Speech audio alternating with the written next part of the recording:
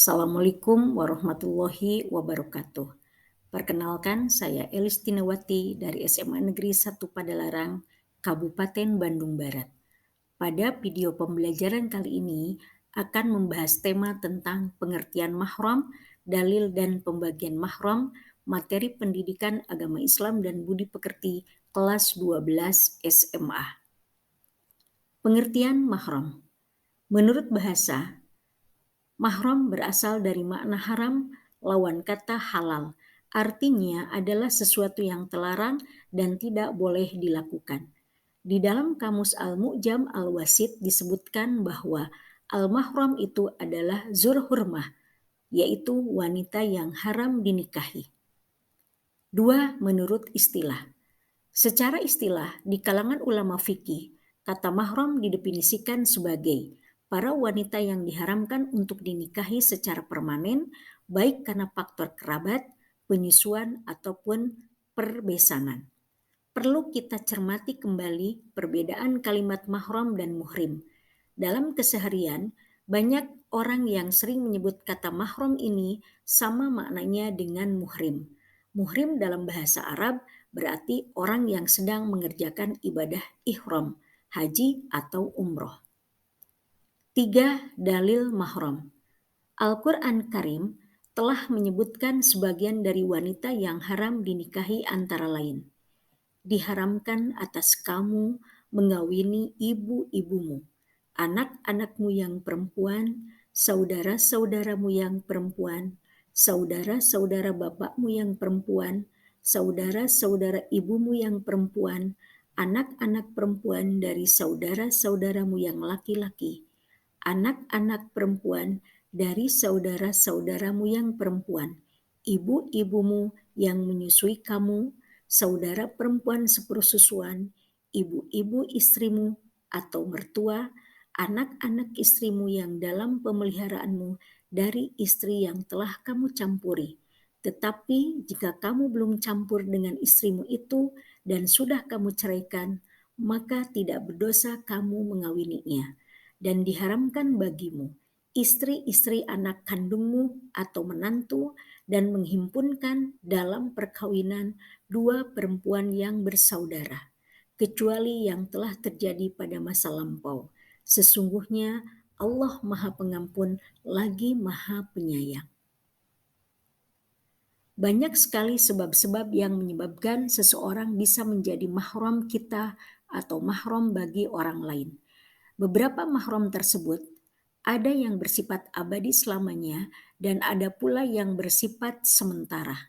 3 di antaranya sudah disepakati oleh para ulama dan beberapa yang lain terjadi perbedaan pendapat di antara ulama.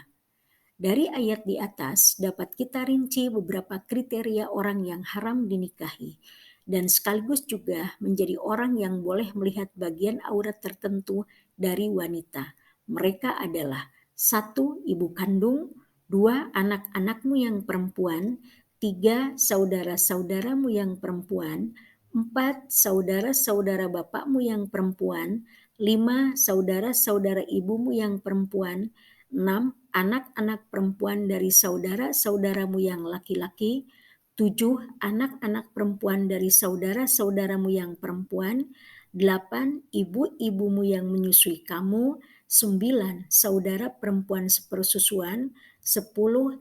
Ibu-ibu istri anak-anak istrimu yang dalam pemeliharaanmu dari istri yang telah kamu campuri, 11. Istri-istri anak kandungmu. 3. Pembagian mahram. Berikut pembagian mahram yang bersifat abadi. Para ulama membaginya menjadi 3 kelompok. A. Mahram karena nasab, B. Mahram karena pernikahan, C. Mahram karena penyusuan. A. Mahram karena nasab. Mahram karena nasab ini merupakan salah satu mahram yang bersifat abadi. Maksudnya adalah pernikahan yang haram terjadi antara laki-laki dan perempuan untuk selamanya meski apapun yang terjadi antara keduanya.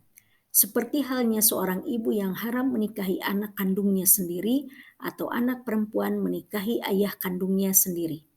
Mahram karena nasab dari pihak wanita dapat kita rinci sebagai berikut.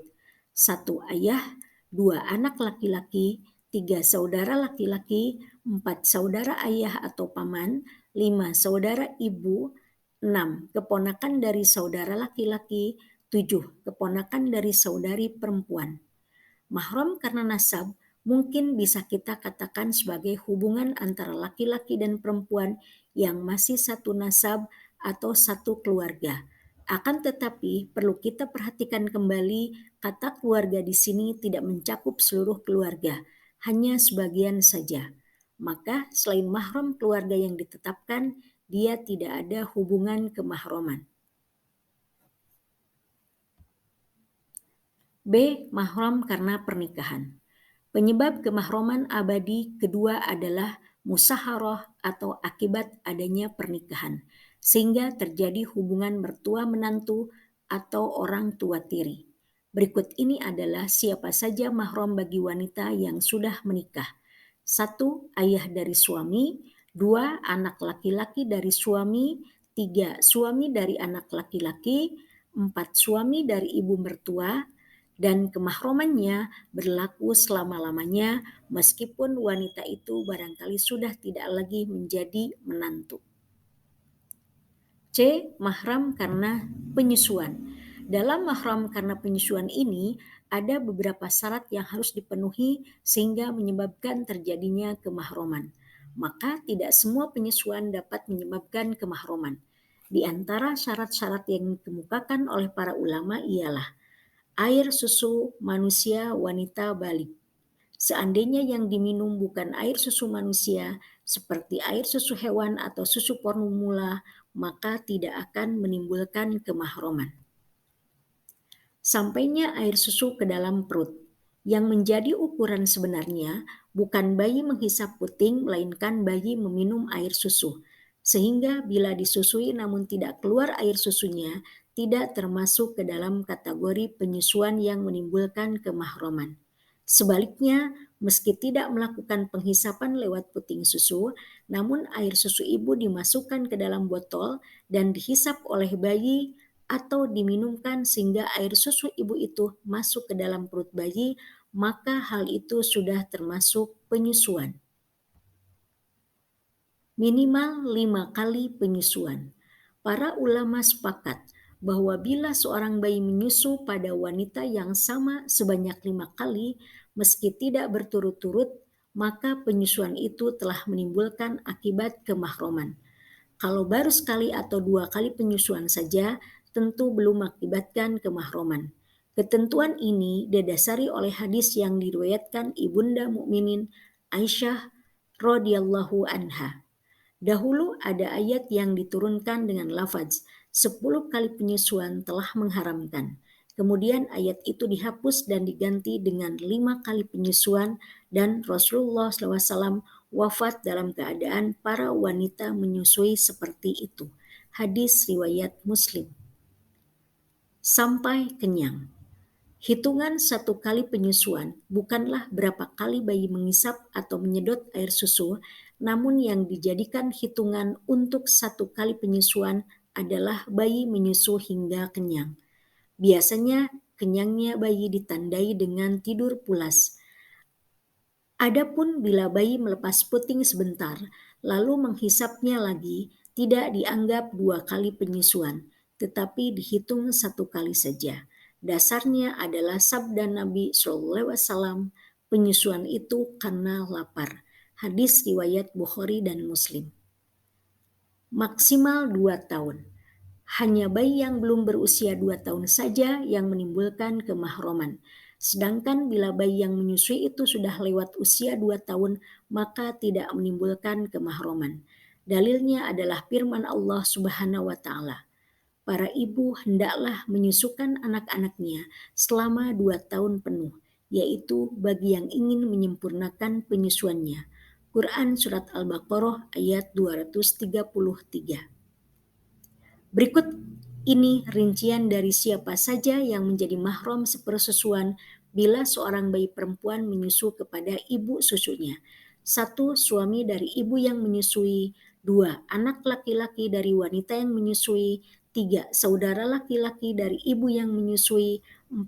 Ayah dari wanita yang menyusui. 5. Ayah dari suami wanita yang menyusui. 6. Saudara dari suami wanita yang menyusui. 7. Bayi laki-laki yang menyusu pada wanita yang sama. Terima kasih yang dapat disampaikan. Assalamualaikum warahmatullahi wabarakatuh.